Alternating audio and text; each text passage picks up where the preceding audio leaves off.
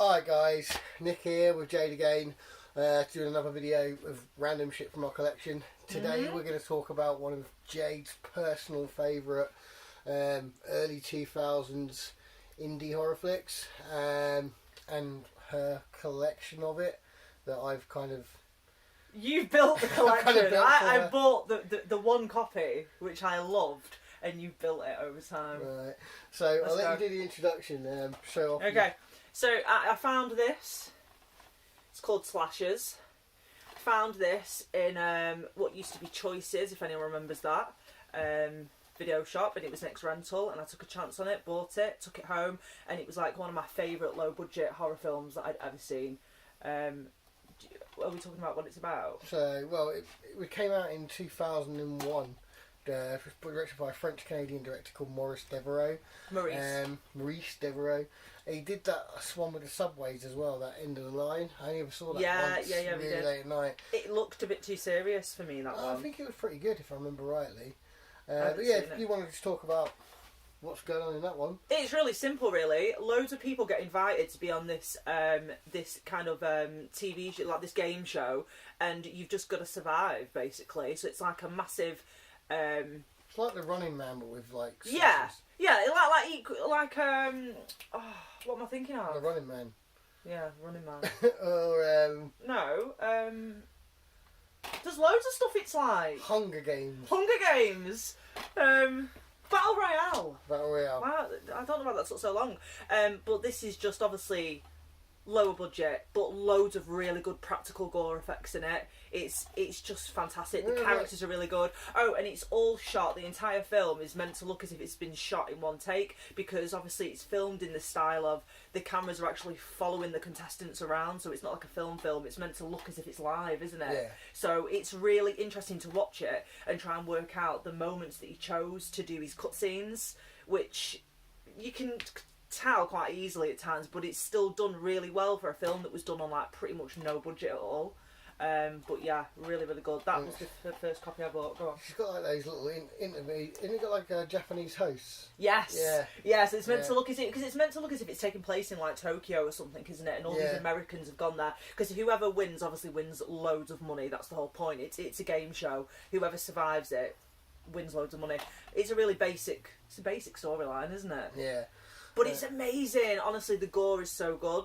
I mean, when we first got together, I'd already seen the film, but Jade was already really into the film. And when we first got together, she mentioned that she ran the Facebook fan page for it. Yeah. And like proper loved the movie. So. Well, no one had made one though, had they? I looked and I was like, as if there isn't a page for this, so I made. Are you one of the admin people? You made me an admin. Yeah, and so that actual page, I made it because I was so obsessed with it. And I also reached out to Maurice as well, quite a few years ago, wasn't it? Just to ask him, like, did he think he was going to do a sequel? And I remember him, because it was ages ago, wasn't it? I remember him saying something along the lines of, there was loads of different businesses involved and some of them went bankrupt, so he doesn't know who owns the sequel rights and something along them lines, which was a bit disappointing. But he was a really, really nice guy to respond to me getting in touch with him. So he seems really cool. But yeah, what a shame that you can't make a sequel of it. Yeah.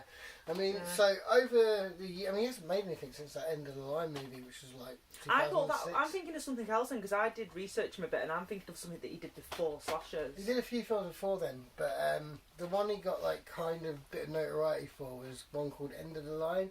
Came out about 15 years ago. I was at university when it came out, so probably about 2007, 2008. And it's all set in an underground system. It's pretty good. So then, obviously, when me and Jay got together, every time I saw copies of this film, I'd pick them up for her. Yeah. So this was like an edition that came out in Poundland around 2013, 2014. Now it looks similar to the one Jay's got in her hand there, but it's actually slightly different. It's this one's got like a subtitle on there. This one hasn't. That one was released by Film 2000. This release is nameless. Doesn't actually say which label put this one out. So this was like... Yeah, this was Film 2000. Yeah, and if you look at the actual disc on here... yeah. The discs are different as well. Yeah, discs are different. Right, so basically, that sparked off my let's get Jade a massive collection of slasher movies. Just loads of different covers. The following summer, I found this in some cheap shop. Still doesn't look the same. Which, this edition, again, it's doesn't say what label it's on. And it came in an orange case. And if I remember rightly... Where did you find the orange one? I can't remember, because I remember if you line them up, I'm sure there's something else different on the cover, is why I picked it up for you. So that was like the second edition. I can't remember.